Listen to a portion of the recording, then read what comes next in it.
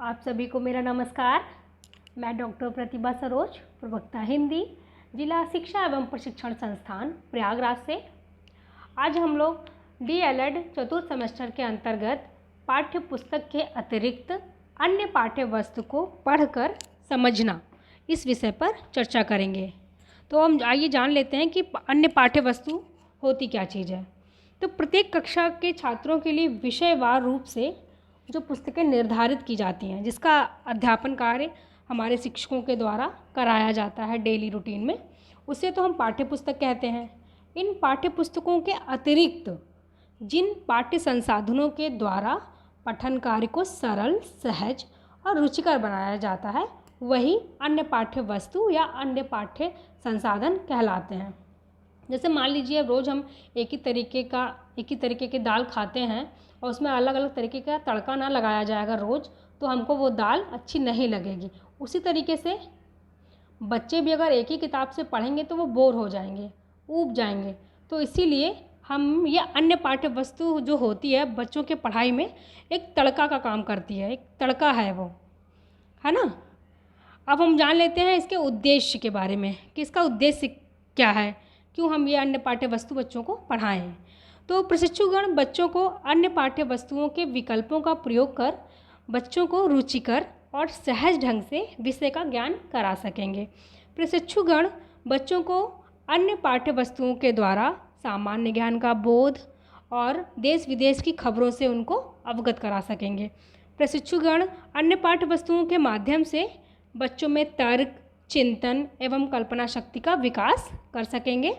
प्रशिक्षुगण बच्चों में परिचित शब्दों के साथ साथ नए नए शब्दों और मुहावरों को भी शुद्ध ढंग से पढ़ने एवं समझने की योग्यता को विकसित कर सकेंगे। अब हम जान लेते हैं कि पाठ्य वस्तुओं के स्रोत क्या क्या हैं। तो पहला स्रोत तो हमारा समाचार पत्र है। समाचार पत्र तो हम जानते हैं समाचार पत्रों में आजकल कितनी सारी खबरें होती हैं, देश विदेश की खबरें, बाहरी दुनिया की खबरें। तो इसको जब बच्चे पढ़ेंगे तो उनको वो बाहरी दुनिया से जुड़ पाएंगे, उनको पता चलेगा कि देश विदेश में क्या चल रहा है ना। उससे उन्हें नई नई जानकारियाँ मिलेंगी। और दूसरी तरफ क्या होता है, इसमें बच्चों के ज्ञान में वृद्धि होती ही है, साथ साथ इसमें ऐसे पेजेस होते हैं और बहुत सारे पेज होते हैं इसमें, जैसे मनोरंजन से संबंधित, खेल से संबंधित, राजनीतिक गतिविधियों से संबंधित, तो जो विज्ञापन से संबंधित। तो जो बच्चे तरह तरह के बच्चे होते हैं भाई, किसी को राजनीति पसंद है, तो किसी को खेल कूद पसंद है, किसी को मनोरंजन पसंद है, तो किसी को विज्ञापन पसंद है। तो वो अपनी अपनी रुचि के हिसाब से उस पृष्ठ को बहुत अच्छे से पढ़ेंगे और उसमें रुचि लेंगे और साथ साथ उनको जानकारियाँ तो मिलेंगी ही। तो इससे क्या होगा, बच्चे के बौद्धिक विकास में इससे बहुत वृद्धि होती है।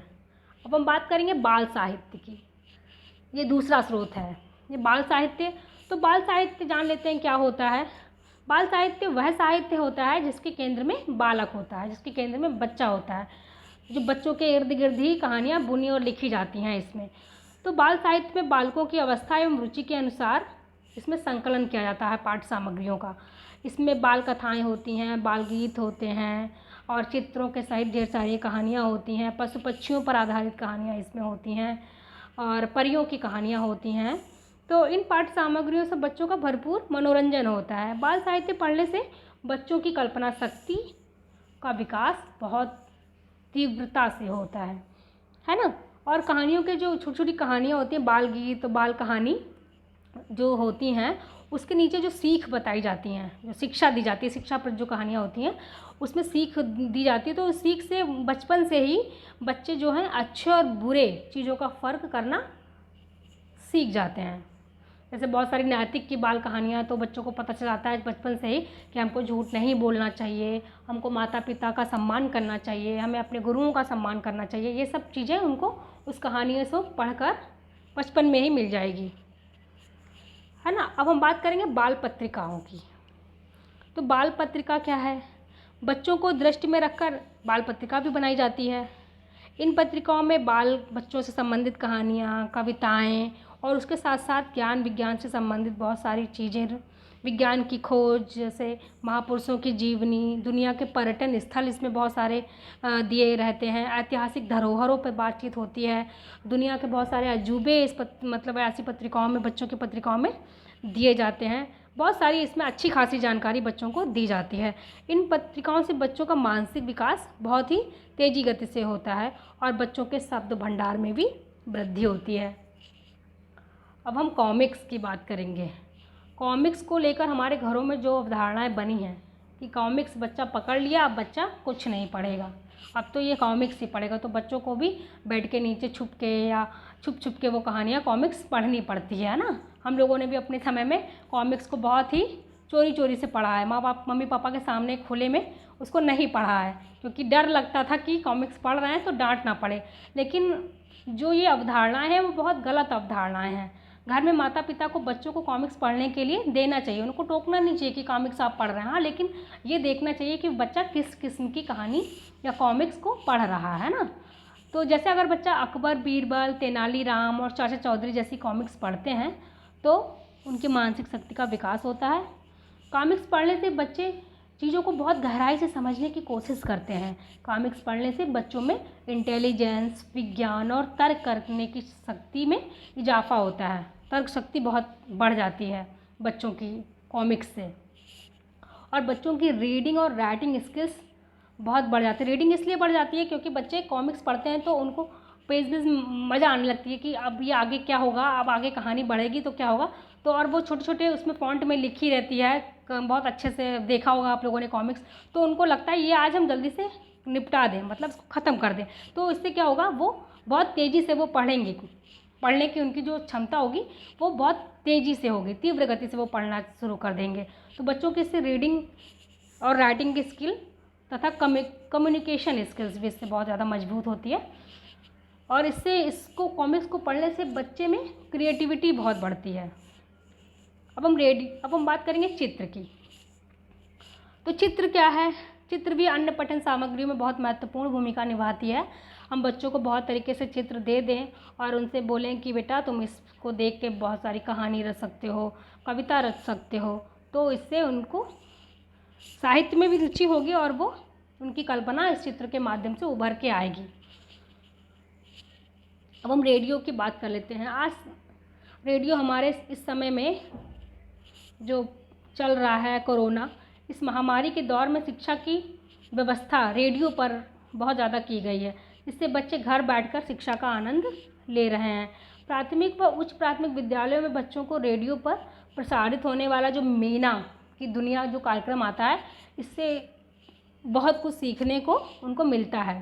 तो इस समय रेडियो की भूमिका तो बहुत ही ज़्यादा महत्वपूर्ण है शिक्षा के क्षेत्र में। शिक्षा के लिए रेडियो का बहुत ही उपयोगी है रेडियो। दूरदर्शन सूचना अथवा संदेश पहुंचाने का एक शक्तिशाली माध्यम होता है। दूरदर्शन में विज्ञान, गणित, खेल में और प्रोग्राम जो आते हैं बच्चों से संबंधित, बच्चों के सीखने की क्षमता को बढ़ाते हैं। इसमें बच्चों को यातायात, स्वास्थ्य, सफाई से संबंधित बहुत से ऐसे कार्यक्रम आते हैं जो बच्चे की शिक्षा पर बहुत ही सकारात्मक प्रभाव डालते हैं। अब मोबाइल, कंप्यूटर और इंटरनेट तो हम लोग जानते ही हैं इसका कितना महत्व है। इसमें जो भी चीज़ समझ नहीं आ रहा डालो, खट से निकल आएगा। तो यही बच्चों से संबंधित इंटरनेट पे बहुत सी शिक्षाप्रद सामग्री उपलब्ध होती है। छोटी छोटी कहानियाँ, छोटे छोटे वीडियो और फिल्म बच्चों की बहुत सारी आती है। शिक्षाप्रद विषय पे बनी हुई पिक्चर्स बहुत आती हैं इस टीवी पे, इंटरनेट पे। जैसे जो भी लगा दिया, बच्चों को जो देखना है समय पे उसको उपलब्ध हो जाता है। तो आजकल तो इंटरनेट घर घर में उपलब्ध है और ये पाठ्य वस्तु के अतिरिक्त पाठ्य वस्तुओं में बहुत ही अहम भूमिका निभाता है। इसके अतिरिक्त भी बहुत सारी गतिविधियां हैं, जैसे चित्र भरो, मतलब खाली चित्र है तो उसको बच्चों को बोल दिया भरने के लिए, इसको भरो, है ना। वर्ग पहेली, बूझो तो जाने पहेली, बूझो तो जाने मतलब आप कुछ पूछ रहे हैं बच्चे, उसको सोच के बता रहे हैं। चित्रों में अंतर ढूंढो, मतलब दो चित्र बना दिए, एक चित्र पूरा बनाया, दूसरे में कुछ ना कुछ चीज़ें छोड़ दी, कमियां कर दी और बच्चे से बोला कि तुम अब दोनों चित्रों में अंतर बताओ, कितने अंतर है, इसमें क्या चीज़ है और दूसरे चित्र में क्या चीज़ छूट गई है, उसको तुम बताओ। रास्ता ढूंढकर बाहर निकलो, मतलब एक रास्ता जिगजैग टाइप का बना देते हैं, उसमें कहते हैं कि यहाँ से बिल्ली घुसी तो अब बताओ ये कहाँ निकलेगी। ऐसे बहुत सारे आप लोगों ने देखा होगा, पेपर में भी निकलता है, अलग से भी बहुत सारी किताबें मिलती हैं। तो ये सामान्य गतिविधियाँ हैं पाठ्य पुस्तक से अतिरिक्त, जो बच्चे करेंगे उससे बच्चों को बहुत लाभ मिलेगा। धन्यवाद।